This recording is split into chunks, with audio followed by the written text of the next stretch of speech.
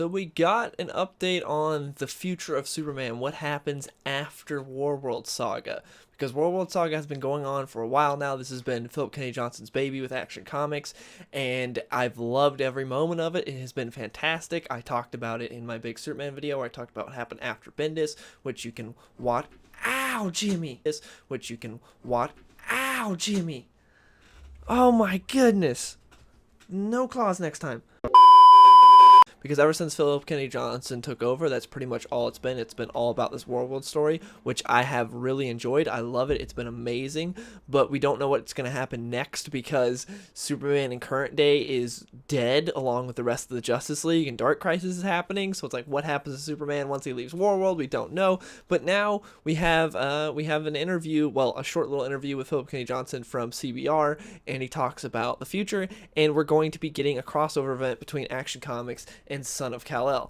So I hate that because Action Comics is a fantastic book and Son of Kal-El sucks, and I hate crossover events. Thankfully, it's only between 2 books instead of where a lot of times DC and Marvel like to do it between like 3 or 4 books. Like we just have Shadow War, which was between Deathstroke, Robin, Batman, plus it had several different like one-shots, which was really annoying.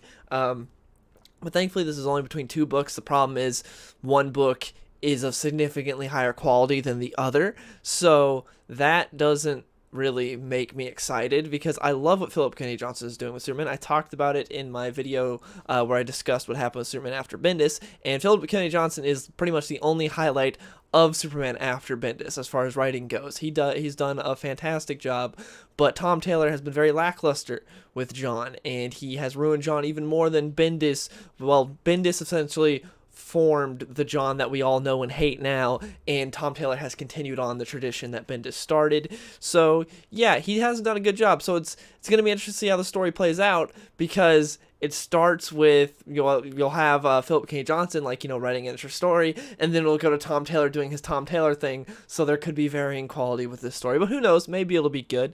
But we also got a peek at what's going to be happening with Warworld Saga when it comes to an end. So let's get into that. Let's talk about Warworld Saga first, then we'll talk about this new crossover event that's happening. So with Warworld Saga, it's going to come to an end with a one-shot called Warworld Saga Apocalypse, and it's the artists are going to be Brandon Peterson and Will Conrad.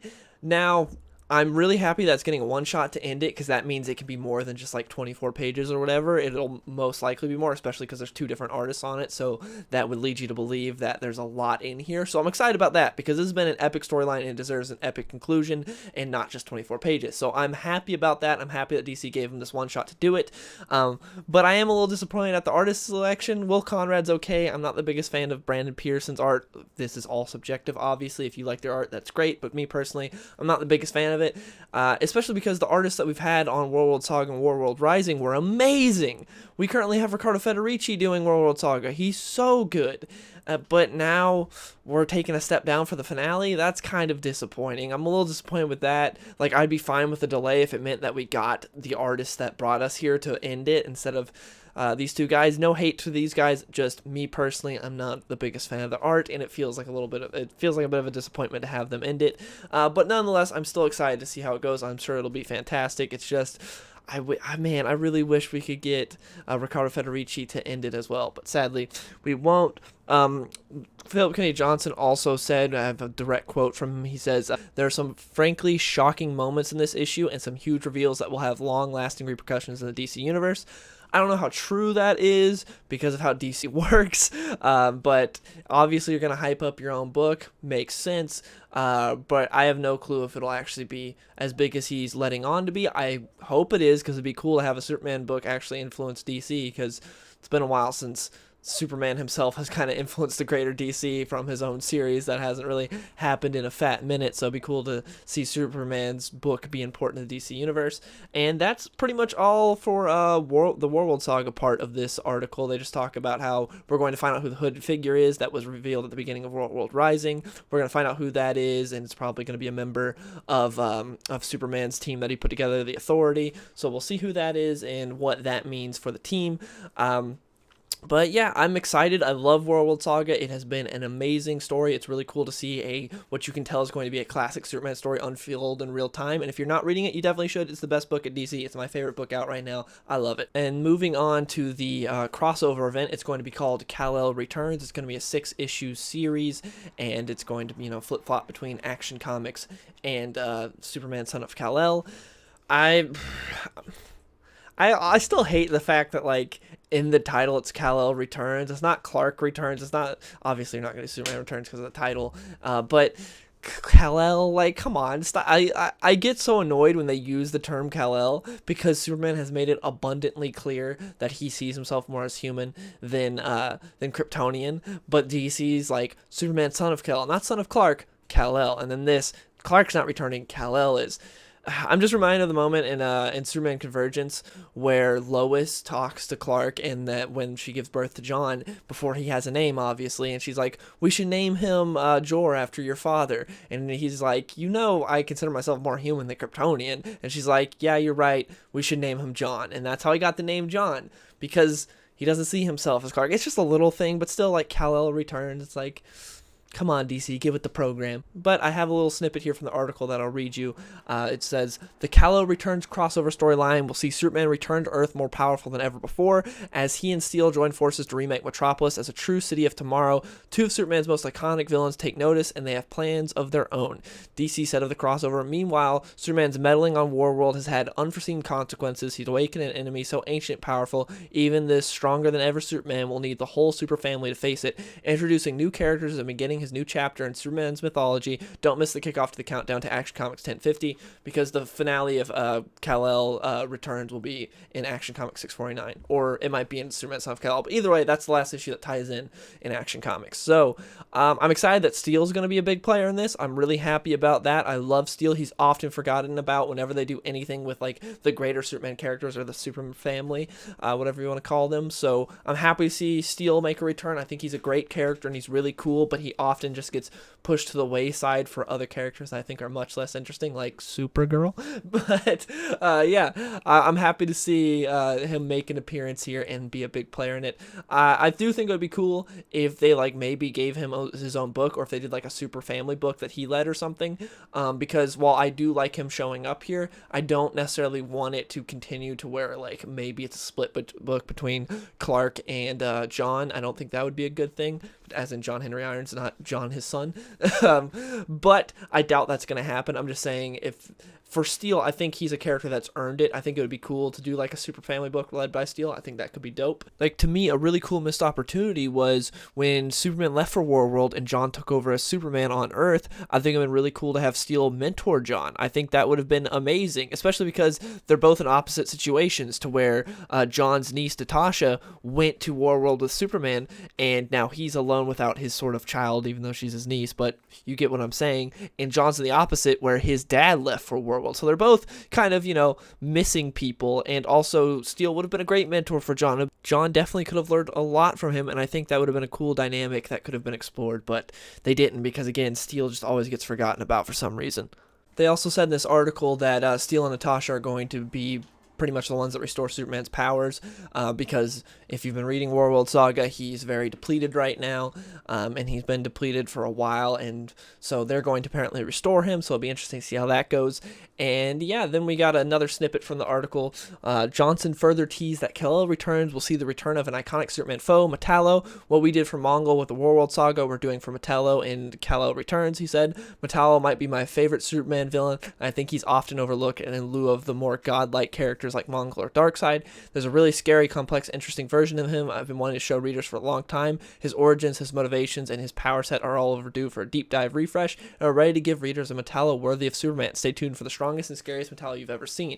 I'm really happy about that. That's one thing that I've been saying about Superman for years, is that he has a very underrated rogues gallery. I think he has the best rogues gallery. No one agrees with me, but I think he does have the strongest rogues gallery. I've made videos on it before talking about how great his villains are, and Metallo's one of them. He's really cool. I loved what Jeff Johns did with him during Secret Origin, and I'm happy to see Philip Kennedy Johnson take a deep dive into Metallo, especially seeing how well he's fleshed out Mongol and how awesome Mongol is in his series. Like, Mongol is just so evil, and I love it. And to see what he's going to do with Metallo, I'm very excited because there are a lot of opportunities there. He is a very complex character. There's a lot of things you can do with Metallo, so I'm very excited about that. The only problem is they mentioned how this is going to be in Kal-El Returns, so that potentially means that Tom Taylor could write him, and I don't know if you've read any villains written by Tom Taylor, but it's never good. Tom Taylor, while some books I like Deceased I think is really good, villains have never ever been his strong suit. And I am not looking forward to seeing him writing Metallo. So I feel like in one issue you have a very scary, complex Metallo by Philip Kennedy Johnson, and then the next issue you'll just have some dumbass idiot Metallo, which is Tom Taylor's version. So that doesn't get me excited, but I am hopeful with what Philip Kennedy Johnson will do with him. I don't know if that's one of the villains that he mentioned, where earlier in the article there's talking about how two Superman villains will take notice of what's going on, and it's is Metallo supposed to be one of those, or is Metallo separate from those two? I don't know. It is interesting that Superman's going to be more powerful than before, but that also doesn't really mean anything, because Superman's power level is like this in the comics always. There doesn't ever have to be an explanation. It's just one issue, he lifts infinity. The next issue, he struggles against the most average person you've ever seen. It just all depends on the story the writer wants to tell. So him being the most powerful doesn't really mean anything. I'm sure in Philip Kennedy Johnson's books it will. He's very tight with his own lore, so I'm sure it will in his books. But for the greater DC universe, I don't think it really mean much at all. I don't think Superman will be significantly more powerful when he shows up in Justice League or some other book. But yeah, I don't have a problem with him coming back more powerful. This has happened before, after Death of Superman. I specifically remember an issue of Lobo. I remember reading this back issue forever ago. I picked it up because the cover was cool, where Superman punches Lobo through a ship into space, and he's like, oh crap, I didn't mean to do that. I didn't realize I was that strong. It was Mullet Superman. He'd come back from the dead. He didn't realize he was that much stronger. But yeah, this isn't the first time Superman's come back and now he's stronger. So be interested to see how it goes. I assuming that means that his villains are going to be souped up too. That's what I gather from Philip Kennedy Johnson saying he's going to be more powerful is, oh yeah, because rogues are going to be roided out to the max. So I'm excited about that. Philip Kennedy Johnson does a great job with villains. So the future of Superman looks interesting. I'm happy that Philip Kennedy Johnson's staying on it. I'm hoping that DC does a better job promoting this, because Action Comics is amazing, but I think there's a couple reasons it doesn't sell well, and one of those is DC does a horrible job promoting it. If you go to their Twitter, it's all, here's this Batman book that's coming out, here's this Batman book that's coming out, here's a Harley Quinn book that's coming out, and that's all it is, and they almost never promote anything else. So it'd be cool to see them promote Action Comics a little more. And another reason is they didn't do near enough promotion to say, hey, Bendis is gone, we got a new guy here. They should have done that. They should. I know it's hard to do that because Bendis didn't get fired. He just moved to Justice League and got a new writer. But my God, they should have done way more promotion when Bendis left, saying a new era of Superman. Someone else is writing him. They should have done that. But when the time came when Bendis left, they didn't. So all the people that got pissed off when Bendis took over and left and are I'm never reading a Superman comic again, or I'm never going to read another one while Bendis is there, don't necessarily know, because DC didn't promote it. Unless you're balls deep in comics, you don't necessarily know. So they should have done a better job at saying, hey, Bendis is gone, guys, come back, we got a good writer now. But they didn't. So hopefully DC promotes this more. Hopefully whenever we get a trade or a hardcover or whatever for the collection of Warworld Saga, they promote that as well, because this is a great story that a lot of people are missing out on because they just simply don't know. Read Action Comics is what I'm trying to say. But yeah, let me know in the comments below, what do you think all this? I want to hear from you guys in the comments what you think of the future of Superman. I'm excited for it. Also, linked in the description as always, my Discord if you want to discuss comics there. My Twitter is also discussed there, and my podcast. So yeah, hope you guys enjoyed the video. Check all that stuff out, and I'll see you guys later. Hey, skinny boy, saucy boy, I be running to the bank. Yeah, you know I hit the gas in the whip full tank. Riding past the ocean while I'm listening to Frank.